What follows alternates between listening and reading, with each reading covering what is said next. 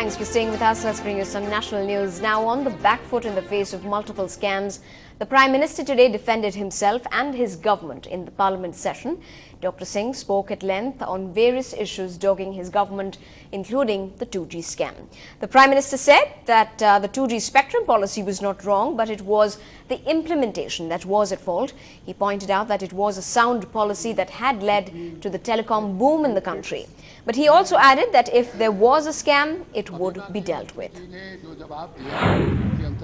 That as far as the telecom policy that was sought to be implemented by the United Progressive Alliance government, the basic policy, there was nothing wrong with that.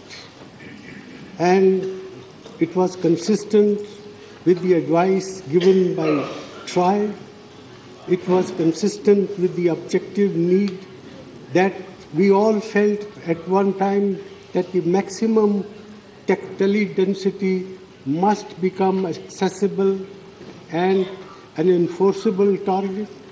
If there is a scam, it must be dealt with. The law of the land must punish the wrongdoers. But we must not overlook also the fact of this tremendous growth of the telecom sector, which has taken place as a result of sound policy pursued by our government. Well, earlier on, there was chaos in the Rajya Sabha as the Prime Minister took a question on the ISRO-Davis deal, disclaiming that the Prime Minister's office had any responsibility in giving the approvals for the controversial deal. Emphasizing once again that the deal never came up to the government level, Dr. Manmohan Singh put the responsibility squarely on the shoulders of ISRO's commercial division, Antrix. This provoked outraged responses from the opposition, who demanded to know how it was possible that the Prime Minister's office did not know. The Antrix Corporation entered into a commercial contract in January 2005 with Deva's Multimedia Services for lease of true transponders to be built by ISRO. This was done under its own authority, but Antrix needed government approvals for operationalizing the contract. These were not given.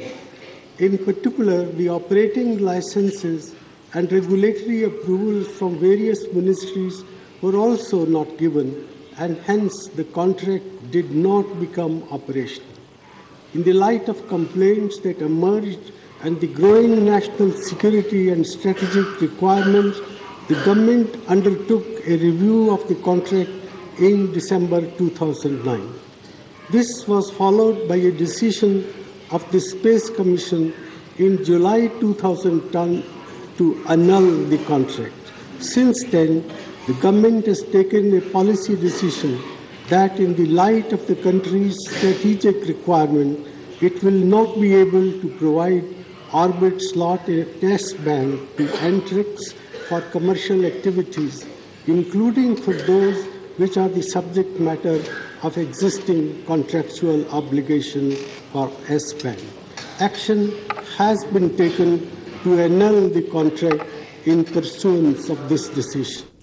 But there was a bitter war of words on the 2G scam after Minister Kapil Sibal accused the NDA regime of beginning huge losses. Quoting the CAG report, Mr. Sibal said that the loss to the exchequer due to spectrum allotment during the NDA regime ran into 12,000 crore rupees. I want to make it clear. Let him speak. I want to make it clear that I will not go to say anything on the merits of the JPC report. I just want to give the breakup so that the honourable members of the opposition are informed as to what the facts are. 36,993 crores is attributed to spectrum that was given beyond 6.2 megahertz. The CAG has himself calculated that spectrum given during the NDA regime beyond 6.2 cost the nation 12,214 crores.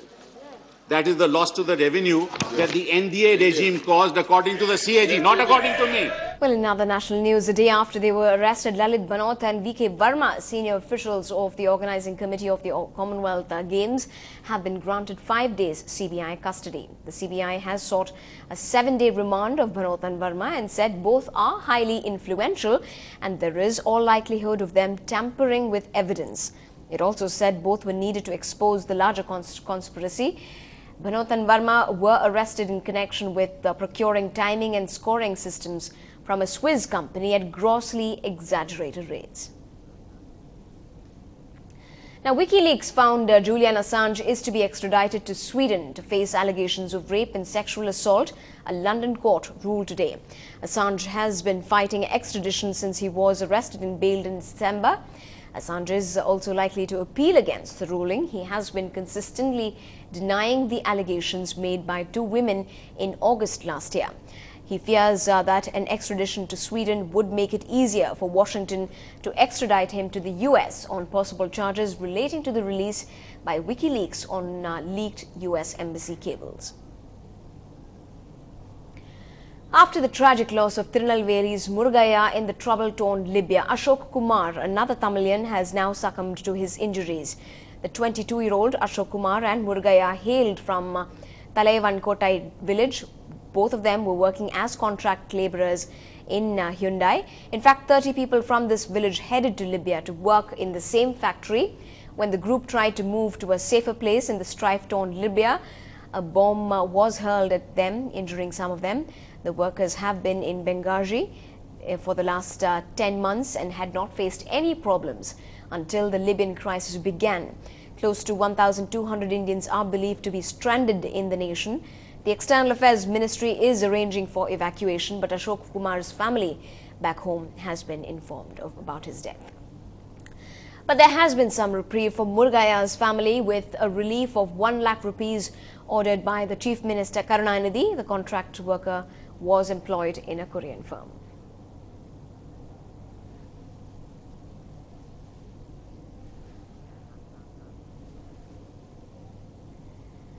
Time now to get down to business with our special segment, Business Line.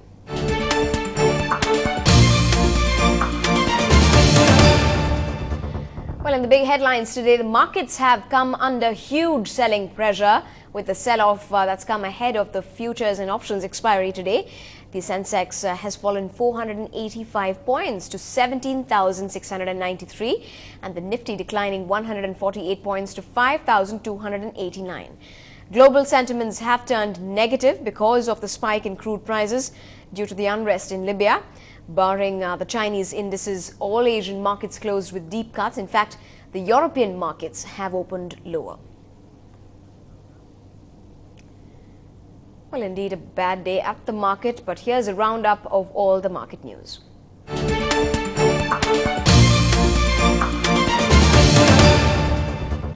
It seems like nothing seems to be going right for the Lal Street. The markets once again coming under serious selling pressure. The Nifty and the Sensex seeing a crack of over 3%. The Nifty ended trade well below that 5,300 mark at 52.62. The Sensex also selling off about 600 odd points. The breadth of the market was very disappointing. Total turnover traded was about 3 lakh crores, which is the largest ever seen in the Indian markets. Talking about the Nifty 50 stocks, there were only 3 stocks that managed to close the day in positive territory. 47 of those 50 stocks ended deeply in the red. JP Associates, Asa, L&T and Reliance Industries were the top losers on the Nifty in terms of price and volume action. Sectorally speaking as well, all sectors ended in the red with losses in the range of 2 to 4% each. Banking stocks led the losses. Bank of India, ICICI Bank, Axis Bank, Yes Bank were the top losers from the banking space. Sectors that are sensitive to crude prices also saw a sharp cut. So be it autos and airlines, both those sectors ending the day in negative territory. Tata Motors down 7.5%. M&M, Bharat Forge and Ashok Leyland were the other stocks topping the auto pack in terms of the kind of losses that we saw in trade today. OMC saw a huge cut on back of rising and soaring under recoveries. Petronet down 4.5%. BPCL, HPCL and IOC also seeing a cut in the range of 3 to 4.5% each.